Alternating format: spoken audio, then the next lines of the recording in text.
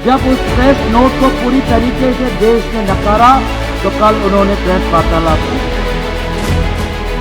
भारत के विभिन्न राजनीतिक दल केंद्रीय निर्वाचन आयोग से पूछ रहे हैं, उन सवालों का उत्तर केंद्रीय निर्वाचन आयोग नहीं दे पा रहा और अपनी जिम्मेवारी से भागने की कोशिश कर रहा है।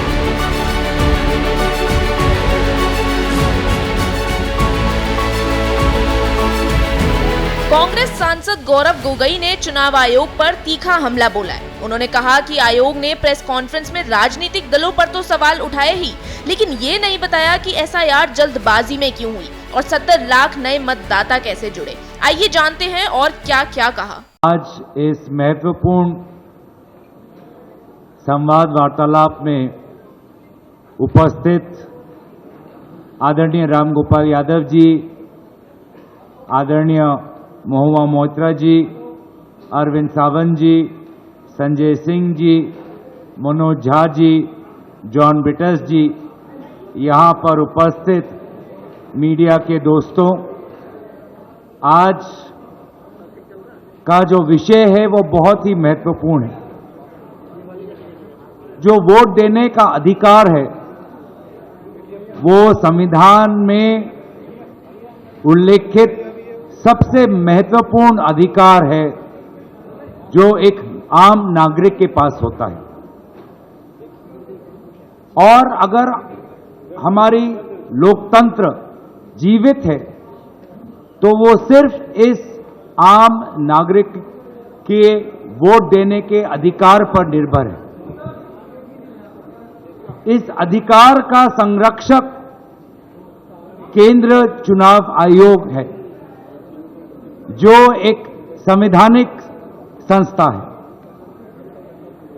लेकिन हम देख रहे हैं कि जिस प्रकार से कई महत्वपूर्ण सवाल भारत के विभिन्न राजनीतिक दल केंद्रीय निर्वाचन आयोग से पूछ रहे हैं, उन सवालों का उत्तर केंद्रीय निर्वाचन आयोग नहीं दे पा रहा और अपनी जिम्मेवारी से भागने की कोशिश कर रहा है। हाल में ही सुप्रीम कोर्ट का एक राय आया बिहार के एसआईआर के संदर्भ में। उस राय में केंद्रीय चुनाव आयोग ने जितने भी बात रखे,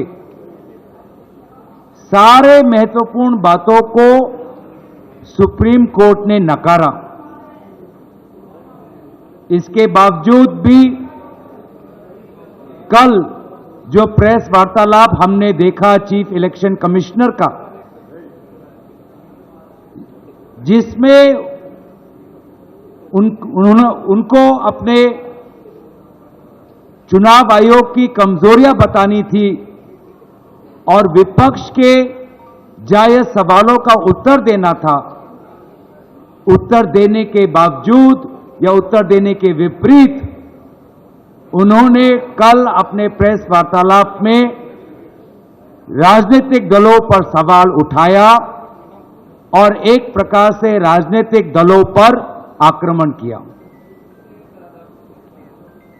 जबकि बेहतर ये होता कि वे ये बताते कि ये एसआईआर प्रोसेस इतनी हड़बड़ी में, इतनी जल्दबाजी में क्यों कर रहे हैं, जब बिहार में निर्वाचन सिर्फ 3 महीने बाद है।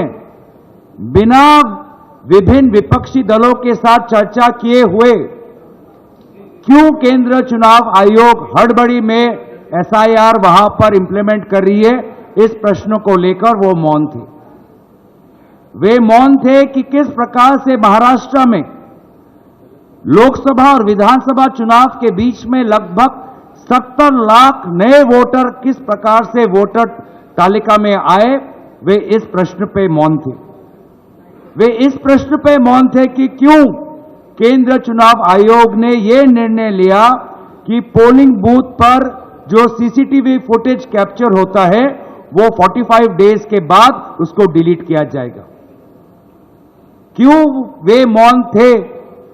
इस बात पर जो बात राहुल गांधी जी ने उठाई कि लगभग 1 लाख फर्जी वोटर उनको महादेवपुरा में मिले, वो ये नहीं बता पाए कि किस प्रकार से machine readable electoral vote privacy का उल्लंघन है।